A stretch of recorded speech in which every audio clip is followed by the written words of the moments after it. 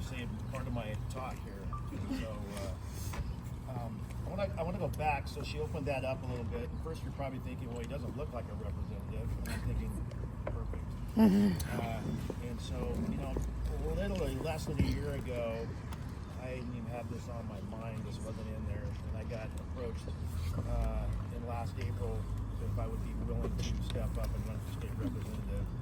And then 10 days after seeking and praying and talking to Wise Counsel, my wife and I decided that was the journey we were to be on.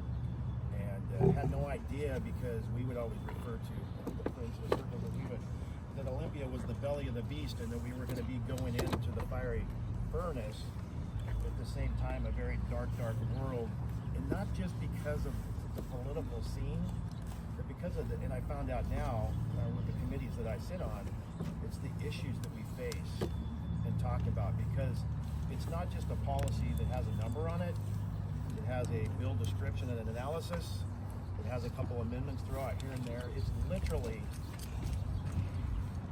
the things that affect you and I and the people that may have had a voice or did not have a voice.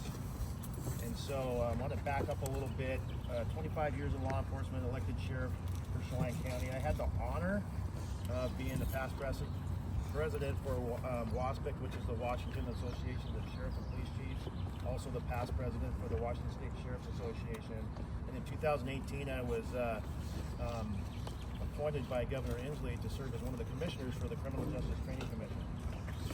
I don't say that to try to impress you. I say that because through my career, I saw a lot of the things of what we're talking about. And now coming here as a state representative and sitting on the Community Safety Council, now my new best friend, Representative Jenny Graham, and also behind her, Representative Mary Dye. But, and then the civil rights and judiciary, early learning, human services. And we know that because 1620 and the work that this lady has done and so many other ones here, because we want to be a voice. It's okay. Do you want it to go a little bit lower?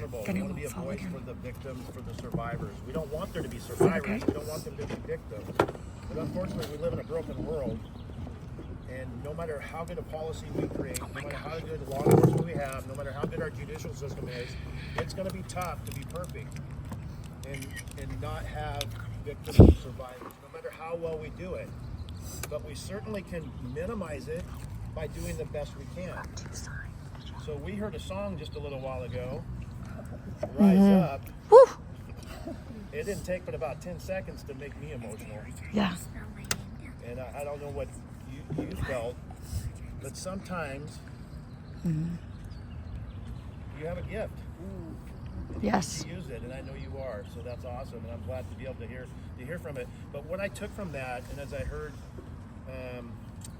our survivors speak just before me, is to rise up and let our voices be heard. Because it's not about us, it's about someone else, right?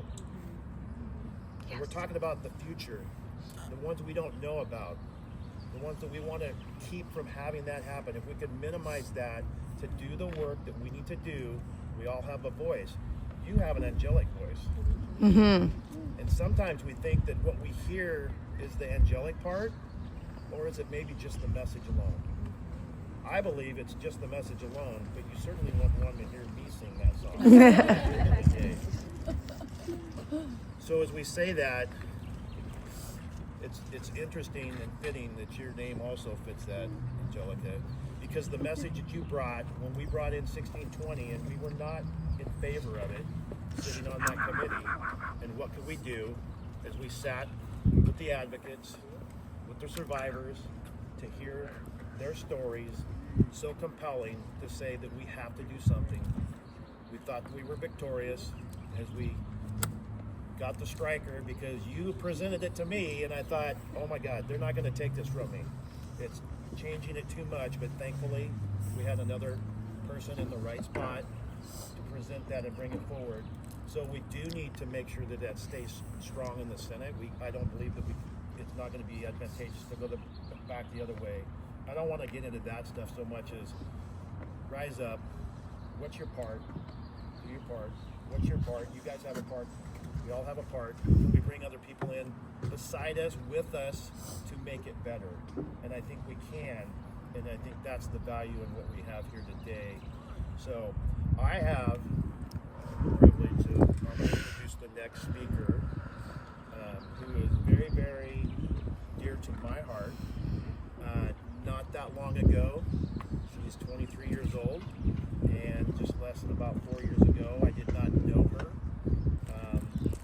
But her story is very strong and powerful as well. The only thing that I have to share that I'm regretful for in the relationship that I have with her now is that I wasn't there 20 years ago to minimize I'm gonna scooch in there with you with the coat. that she had. And so I want to introduce Bree to you. I just want a little bit of it. You got that arm out? Yeah. I can just shove that shoulder. Hi there. Thank you everyone for being here today. My name is Bree, and I would like